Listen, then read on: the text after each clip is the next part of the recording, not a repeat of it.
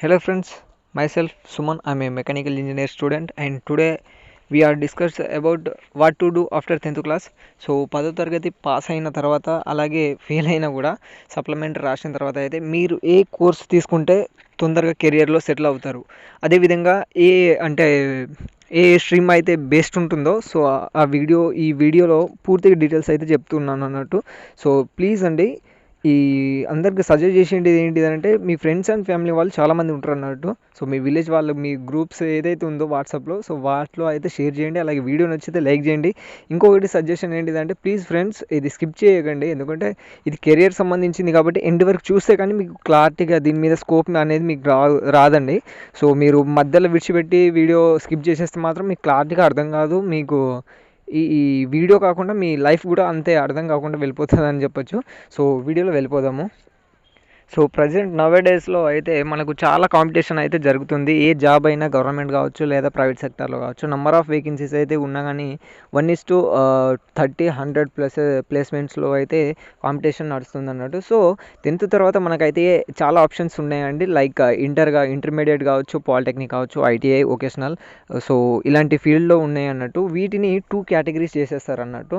So ఎలా అంటే మనం ఇంటర్మీడియట్కి జనరల్ కేటగిరీ, అలాగే టెక్నికల్ కేటగిరీలో వచ్చేసి ఐటీఐ, పాలిటెక్నిక్, అలాగే వొకేషనల్ కోర్సెస్ అన్నట్టు. సో మీరు జనరల్గా మీరు ఇంటర్మీడియట్ విఎస్ టెక్నికల్ కోర్స్కి వెళ్ళిపోతే మీకు టెక్నికల్ కోర్సే బెస్ట్ అని చెప్పొచ్చు. సో గూగుల్లో మనం జనరల్గా మనం చెప్పే మాటల కంటే మీకు ప్రాక్టికల్గా చూపెట్టుడే బెటర్ అని చెప్పొచ్చు. ఎందుకంటే నవేడేస్ మనం చూస్తూనే ఉంటాం కదా, ఏం డౌట్ వచ్చినా అయితే మన గూగుల్ తల్లి అయితే మనకు చక్కగా సమాధానం ఇచ్చేస్తుంది అన్నట్టు. సో నేను గూగుల్లో సెర్చ్ చేశాను అన్నట్టు. సో ఇంటర్మీడియట్ లేకపోతే polytechnic technical category which is best అని చెప్పేసి సో ఇక్కడ వాళ్ళు ఇచ్చారు చూడండి.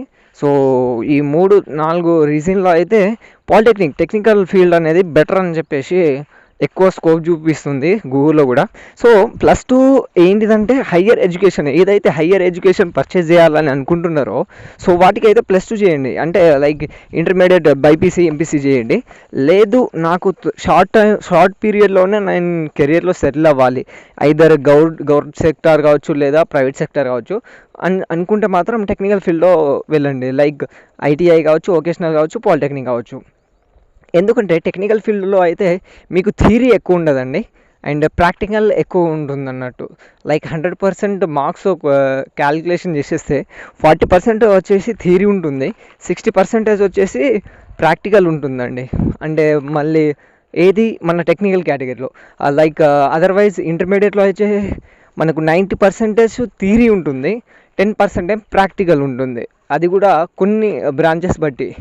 సో దానివల్ల మనకు ఇంటర్ వాళ్ళకు స్కోర్ ఎక్కువ ఉంటుంది, అలాగే టెక్నికల్ ఫీల్డ్లో అయితే పర్సంటేజ్ తక్కువ ఉంటుందండి. ఎందుకంటే మనకు వాళ్ళకు స్కోర్ ఉంటుంది, ఇంటర్ వాళ్ళకైతే మార్క్స్ ఉంటుంది, సర్టిఫికేట్ ఉంటుంది, కానీ నాలెడ్జ్ ఉండదు, టెక్నికల్ నాలెడ్జ్ ఉండదు అన్నట్టు. సో టెక్నికల్ ఫీల్డ్ వాళ్ళకు టెక్నికల్ నాలెడ్జ్ ఉంటుంది, స్కిల్స్ ఉంటుంది, కానీ మార్క్స్ ఉండదు అన్నట్టు. సో ఇదే డిఫరెంట్ అండి. కాకపోతే మనకు ఎంఎన్సీ కంపెనీలు కావచ్చు, గౌట్ సెక్టార్లో ఫైనల్ ఇంటర్వ్యూకి అయితే వాళ్ళు ఫైనల్గా సెలెక్ట్ చేసేది టెక్నికల్ ఫీల్డ్, అలాగే స్కిల్ డెవలప్మెంట్ సంబంధించినది ఏదైతే communication deals like productivity presentations ఏదైతే ఉంటుందో సో వాటి బేస్డ్ మీదనే వాళ్ళకి సెలెక్ట్ చేస్తారన్నట్టు. మనం 100కి 99 తీసుకున్నా కానీ ఆ సర్టిఫికేట్ని రిజెక్ట్ చేస్తారు, ఆ క్యాడెట్ని కూడా రిజెక్ట్ చేస్తారన్నట్టు. ఒక ఎంఎన్సీ కంపెనీకి కావాల్సింది ఏంటిదంటే వాళ్ళకి కావాల్సిన స్కిల్స్, అలాగే వాళ్ళ కంపెనీ ప్రోడక్ట్ కావచ్చు లేకపోతే వాళ్ళ కంపెనీని డెవలప్ చేసుకునే స్కిల్స్ వాళ్ళకు ఉంటేనే వాళ్ళు ఆ క్యాడెట్ని సెలెక్ట్ చేసుకున్నారు అన్నట్టు, లేదా హై ప్యాకేజ్ వాళ్ళకి సెలెక్ట్ చేస్తారు అని చెప్పచ్చు. సో ఇప్పుడు మన వీడియోలో వెళ్ళిపోదాం డెప్త్గా.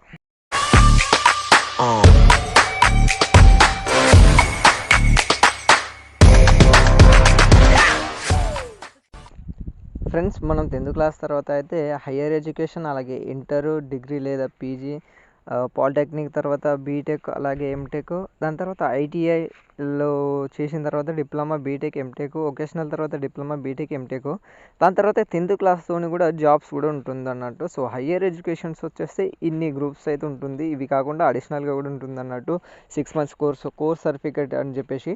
సో అవి కాకుండా ఇప్పుడు పాపులర్గా అయితే మన ఇండియాలో ఇవే నడుస్తుందని చెప్పొచ్చు. So inter, polytechnic, ITI, vocational, so ఇవే అయితే కోర్సెస్ ఉంటుంది అన్నట్టు. సో నెక్స్ట్ వీడియోలో ఇంటర్లో అలాగే పాలిటెక్నిక్, ఐటీఐ, వొకేషనల్ వాటి మీద సపరేట్ సపరేట్ వీడియో అయితే చేస్తాను అన్నట్టు. సో వీడియో నచ్చితే అయితే లైక్ చేయండి, అలాగే మీ ఫ్రెండ్స్ అండ్ ఫ్యామిలీ వాళ్ళకైతే తప్పకుండా షేర్ చేయండి ఫ్రెండ్స్. అండ్ ఛానల్ అయితే సబ్స్క్రైబ్ చేసుకోండి. సో వీడియో నచ్చితే ఎండ్ వరకు చూడండి. సో ఇప్పుడు ఎంటర్ అయిపోతాము వీడియోలో. సో పాలిటెక్నిక్ తోటి అయితే చాలామంది అయితే ప్రిఫరెన్స్ ఇస్తారు, ఇంటర్ కూడా చాలామంది అయితే వెళ్ళిపోతారు అన్నట్టు. సో పాలిటెక్నిక్, వొకేషనల్, ఐటీఐ ఇవి టెక్నికల్ ఫీల్డ్గా వెళ్ళిపోతుంది. జనరల్ కేటగిరీలో వచ్చేసి ఇంటర్ అని చెప్పొచ్చు. సో ఇంటర్లో వచ్చేసి బైపీసీ కావచ్చు, ఎంపీసీ కావచ్చు, అదేవిధంగా హెచ్ఈసి, సిఈసి లైక్ అలాంటి కోర్సెస్ ఉంటుందన్నట్టు. సో ఇప్పుడు నెక్స్ట్ జాబ్స్ చూసేద్దాం అన్నట్టు. సో 10th క్లాస్ తర్వాత జాబ్స్ అనేది పోస్టల్ డిపార్ట్మెంట్, అలాగే ఆర్ఆర్బీలో ఉంటుంది, స్టాఫ్ సెలెక్షన్లో ఉంటుంది, ఎన్టీపీస్లో, గ్రూప్స్లో, టీఎస్ జెన్కో, వీటితో పాటు హయ్యర్ ఎడ్యుకేషన్స్ ఏవైతే ఉన్నాయో, so inter, polytechnic, ITI, vocational వీళ్ళు చేసిన అన్నిటికీ +2 కిందనే వీటికి జాబ్స్ అనేది ప్రొవైడ్ చేస్తారన్నట్టు. సో 10th తోటి కూడా డైరెక్ట్ రిక్రూట్మెంట్ ఉంటుంది. అదేవిధంగా మనకు 10th తర్వాత ఏదైతే ఉందో +2 కేటగిరీ అంటే ఐటీఐ కావచ్చు, పాలిటెక్నిక్, వొకేషనల్, ఇంటరు, సో వీళ్ళు చేసిన వాటికి ఈ జాబ్స్ అనేది ఈ సెక్టార్లో ఉంటుందన్నట్టు. మోస్ట్లీ గవర్నమెంట్ సెక్టార్ అన్నట్టు. ప్రైవేట్లో అని చెప్పేస్తే మనకు నార్మల్గా అయితే ఆఫీస్ అసిస్టెంట్ కావచ్చు, లేకపోతే వేరే కేటగిరీలో అయితే వాళ్ళకు ఉంటుందని చెప్పొచ్చు. సో ఇక్కడ చూసుకోవచ్చు మీరు, సింగరేణిలో కూడా ఉంటుందన్నట్టు, టీఎస్ఆర్టీసీ, అలాగే బ్యాంకింగ్ ఫీల్డ్ కావచ్చు, పోస్టల్ డిపార్ట్మెంట్. దాని తర్వాత ఇంటర్ కేటగిరీతో అయితే జూనియర్ అసిస్టెంట్గా, అలాగే జూనియర్ టైపిస్ట్, జూనియర్ క్లర్క్, అలాగే బ్యాంకింగ్, అలాగే పోస్ట్ ఆఫీస్లో వీటిలలో వస్తుందన్నట్టు. ప్రైవేట్లో అయితే మీకు ఆఫీసు అంటే ఎవరైతే ఆఫీస్ ఉంటారో సో అతని కింద అసిస్టెంట్గా అయితే మీకు జాయిన్ చేసేసుకుంటారన్నట్టు. ఇక స్పెషల్ కేటగిరీలో వెళ్ళిపోతే ఇంటర్ తోటే ఆ జాబ్స్ ఉంటుంది. అలాగే ఐటీఐ, వొకేషనల్, పాలిటెక్నిక్ తోటి అయితే ఈ క్వాలిఫికేషన్లో ఉన్న వారికి ఇంటర్తో ఉన్న క్వాలిఫికేషన్ ఏదైతే జాబ్స్ ప్రైవేట్ కావచ్చు, గవర్నమెంట్ సెక్టర్ కావచ్చు, సో అవి కాకుండా అడిషనల్గా వీళ్ళకైతే స్పెషల్ కేటగిరీలో జాబ్స్ ఉంటాయి అన్నట్టు. సో టెక్నికల్ ఫీల్డ్, అలాగే గ్రూప్స్, ఏఎల్పి, రైల్వే డిపార్ట్మెంట్లో, జేఈ, ఏఈ, టీఎస్ఆర్టీసీలో, డిపోలో, అలాగే ట్రాన్స్పోర్ట్లో కూడా ఉంటుంది. స్టాఫ్ సెలెక్షన్ ఎస్సీసీలో మనకు JE, AE, MO, SO, ST, ME అనే జాబ్స్ అయితే వీళ్ళకి ప్రొవైడ్ చేస్తారన్నట్టు. సో దాని తర్వాత పాలిటెక్నిక్లో కోర్సెస్ అయితే మనకు పాపులారిటీ అయితే ఇవే ఉంటాయి అన్నట్టు. సో ట్రిపుల్ ఎలక్ట్రికల్ ఇంజనీరింగ్, అలాగే సివిల్ ఇంజనీర్, అలాగే మెకానికల్ ఇంజనీర్, అలాగే సిఎస్సి కంప్యూటర్ సైన్స్ ఇంజనీర్, అలాగే ఈసీఈ ఎలక్ట్రానిక్ ఇంజనీర్స్, అలాగే ఆటోమొబైల్ ఇంజనీరింగ్ ఇవైతే పాపులర్ అంటే చాలా వేకెన్సీస్ వీటికి మాత్రమే ఉంటుంది అన్నట్టు. సో మీకు ఇంట్రెస్ట్ అయితే ఈ పాలిసెట్ ద్వారా కావచ్చు, లేదా ఇంటర్ వెళ్ళిపోయిన తర్వాత ఎంసెట్ ద్వారా కూడా మీరు ఇంజనీరింగ్ చేయొచ్చు.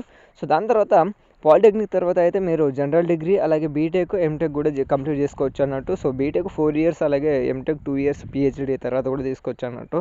సో జనరల్ డిగ్రీ కాకుండా ఇది గ్రాడ్యుయేషన్ కిందనే పోతుంది అన్నట్టు బీటెక్ కూడా మనకు. సో ఇది కాకుండా మనకు